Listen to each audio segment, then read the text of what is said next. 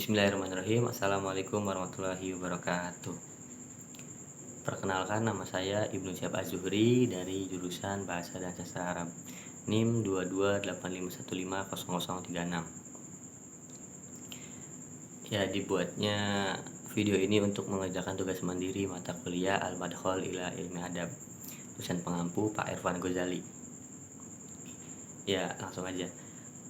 Di sini saya akan sedikit menjelaskan tentang konsep bahasa dan linguistik. Pernah gak sih kita sebagai manusia itu berpikir tentang bahasa? Maksudnya apa sebenarnya yang dimaksud dengan bahasa?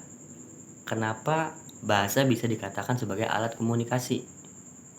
Nah, para ahli bahasa sejak dulu sudah sering sekali mendengar pertanyaan seperti ini, dan mereka sudah berdiskusi. Maksudnya teori yang menjelaskan tentang apa itu bahasa pasti sudah ada sejak ratusan tahun yang lalu. Maka dari itu, teori yang menjelaskan tentang bahasa pasti banyak sekali. Kenapa? Karena semua orang itu bisa berpikir dan bisa berpendapat. Dan hasil dari pikiran mereka itu tentang para ahli bahasa disebut dengan teori. Mungkin banyak sekali teori yang bertentangan, maksudnya teorinya berbeda, tapi tetap saja yang menjelaskan, maksudnya tetap saja maksud dari teori tersebut itu sama, cuman mungkin penjelasan mereka saja yang berbeda. Nah, untuk hakikat bahasa ya, seperti itu. Nah, ada teori yang menjelaskan tentang bahasa itu ada dua, ada teori tradisional dan ada teori modern. Nah, teori tradisional itu menjelaskan bahwasannya, maksudnya teori tradisional itu menjelaskan tentang bahasa, asal-usul bahasa itu menterkaitkannya dengan ketuhanan, menterkaitkannya dengan Tuhan atau dewa. Karena ini disebutnya teori tradisional, berarti kan teori yang ada pada zaman-zaman dahulu. Nah, orang-orang zaman dahulu itu menterkaitkan asal-usul bahasa itu dengan Tuhan atau dewa. Ya, maksudnya gini. Jadi, orang-orang primitif, orang-orang terdahulu itu meyakini bahwa Tuhanlah yang mengajarkan bahasa-bahasa kepada manusia pertama yang ada di bumi. Mungkin bahasa dari zaman dahulu, maksudnya bahasa yang diajarkan oleh Tuhan kepada manusia pertama, yaitu yang kita yakini sebagai umat muslim itu Nabi Adam, pasti berbeda. Kenapa? Karena bahasa itu banyak sekali. Makanya banyak teori juga yang mengatakan tentang teori tradisional juga itu berbeda-beda. Cuman intinya teori tradisional itu menjelaskan asal-usul bahasa itu menterkaitkannya dengan Tuhan atau dewa. Ada juga teori modern. Teori modern itu beda dengan teori tradisional pastinya. Tidak lagi menterkaitkan bahasa, asal-usul bahasa atau maksud dari bahasa itu dengan menterkaitkannya kepada Tuhan atau dewa. Jadi kalau misalkan teori modern itu lebih ke menjelaskan tentang perkembangan bahasa. Itu sebagaimana manusia berkembang. Ibarat seperti kata-katanya belum jadi manusia menjadi manusia yang sesungguhnya, seperti itu. Maksudnya gini, teori modern menjelaskan tentang perkembangan bahasa itu tadi saya sudah katakan bagaimana manusia berkembang. Contoh, bayi baru lahir, mereka bisa berbicara tapi mereka tidak berbahasa. Kenapa? Yang mereka ucapkan itu belum tepat. Maksudnya seperti yang kita tahu, mungkin bayi-bayi yang baru lahir itu baru bisa mengucapkan kalimat-kalimat. Mereka berbicara, tapi mereka tidak berbahasa. Kenapa? Karena yang bayi-bayi ucapkan itu tidak bisa kita pahami. Nah, perkembangan bahasa itu ada seiring dengan perkembangan manusia. Seorang bayi seiring berjalannya waktu dan bertambahnya umur, dia tetap bisa berbicara, tetapi dia belum berbahasa. Seiring berjalannya waktu dan bertambahnya umur, dia bisa berbahasa. Nah, begitu pula yang dijelaskan di teori modern. Intinya seperti itu. Teori modern itu menjelaskan bahwa bahasa itu berkembang sebagaimana manusia berkembang. Contohnya seperti tadi yang sudah saya jelaskan. Nah, sekarang konsep bahasa. Dalam kehidupan sehari-hari pasti kita selalu berbahasa. Tanpa bahasa, hidup kita akan terasa sangat sepi, sangat sunyi, tanpa makna. Kenapa? Karena tanpa bahasa. Ya, karena bahasa sudah dikatakan sebagai alat komunikasi, jadi kita sebagai manusia sudah pasti selalu berbahasa dalam setiap harinya. Nah, jadi sebenarnya apa sih yang dimaksud dengan bahasa? Dalam buku madhab, dalam buku beberapa madhab dan dikotomi teori linguistik, Haidar Al-Wasila mengutip pendapat beberapa pakar bahasa, di antaranya akan dibicarakan seperti ini. Menurut Finocchiaro, bahasa adalah satu sistem simbol vokal yang arbitrer, memungkinkan semua orang dalam satu kebudayaan tertentu atau orang lain yang telah mempelajari sistem kebudayaan tersebut untuk berkomunikasi atau berinteraksi. Tuh, maksudnya tetap saja kalimat di akhir juga untuk berkomunikasi. Ada lagi juga dari Pei dan Gaynor mendefinisikan bahasa sebagai satu sistem komunikasi dengan bunyi, yaitu lewat alat ujaran dan pendengaran. Selain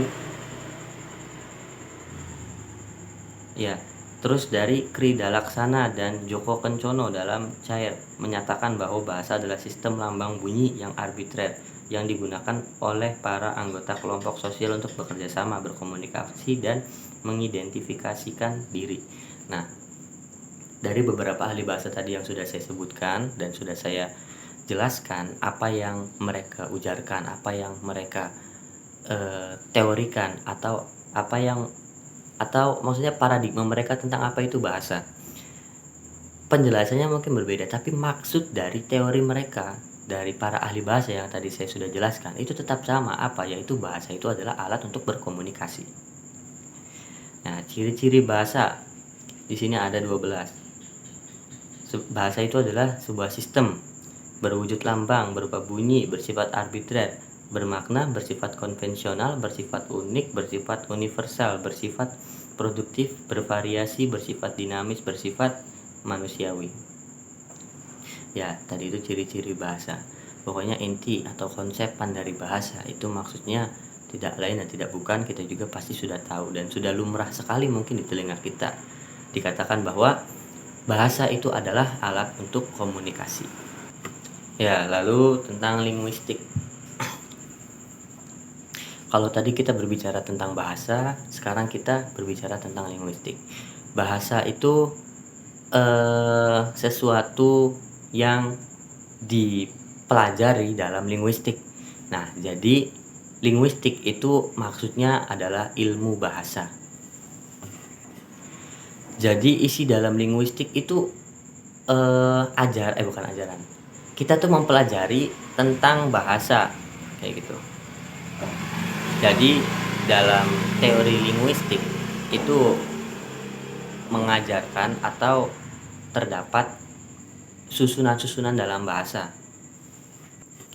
Ya, jadi dan manfaat linguistik juga ada.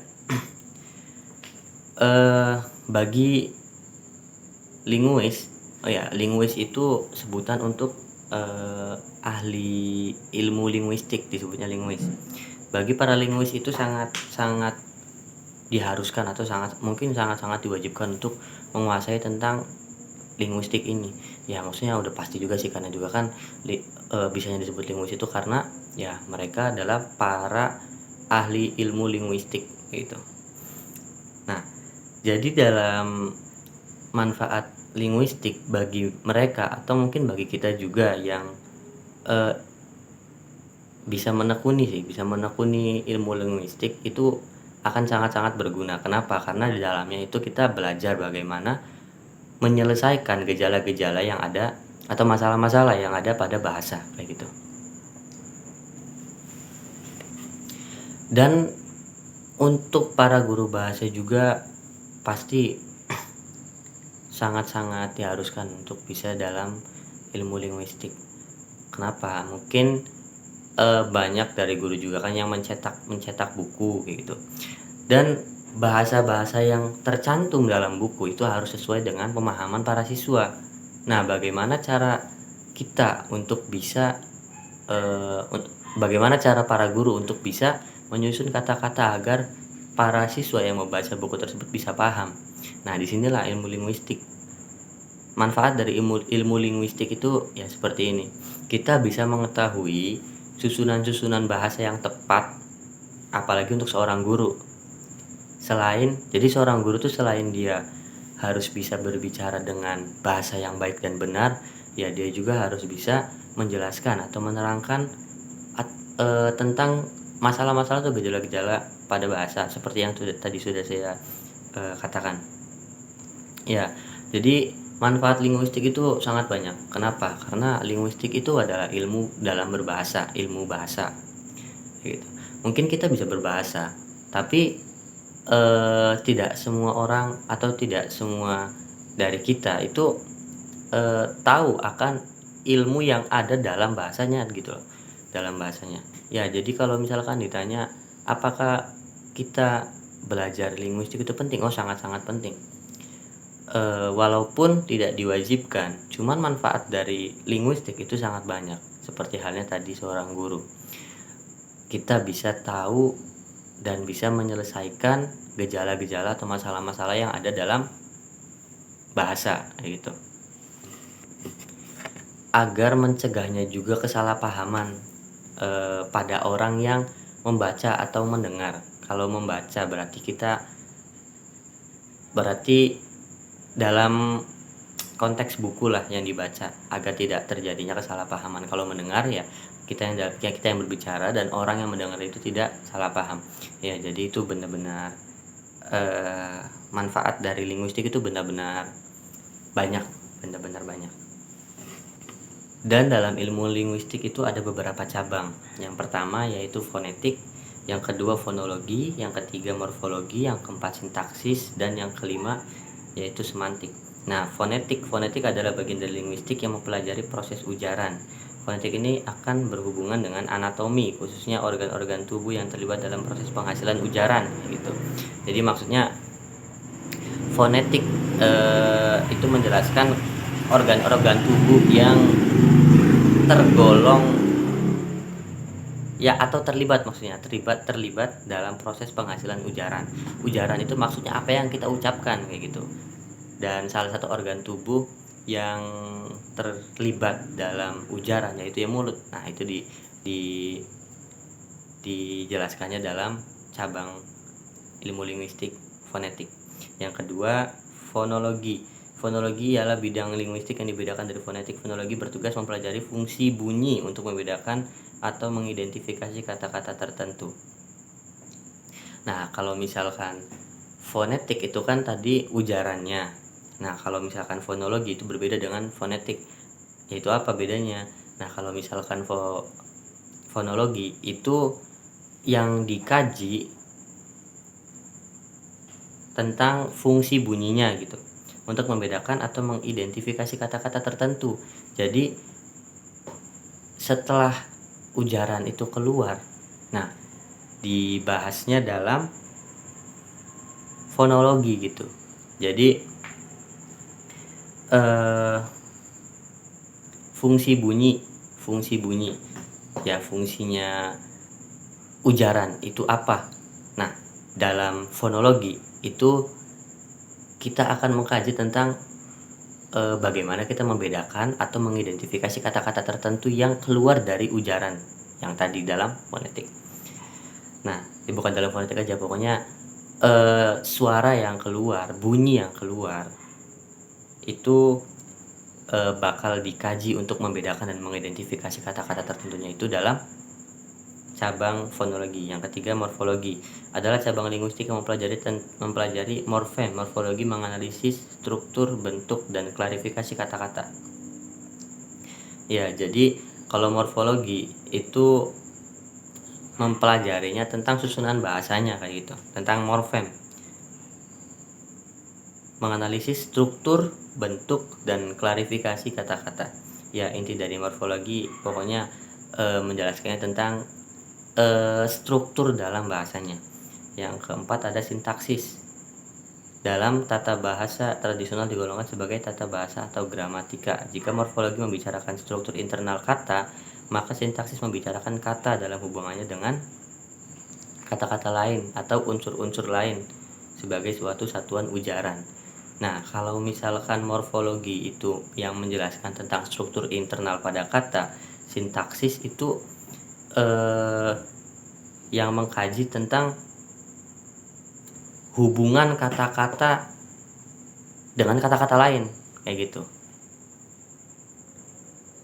Hubungan kata-kata dengan kata-kata lain yang bisa menjadi satu ujaran, yang bisa menjadi satu makna.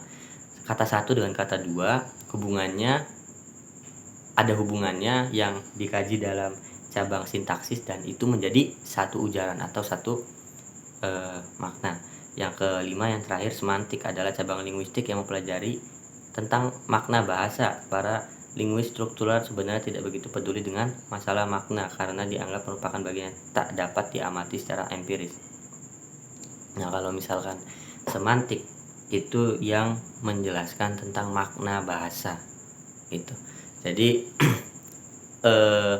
kita berbicara dan berbahasa setiap hari itu maknanya dikaji atau dijelaskan pada cabang linguistik semantik.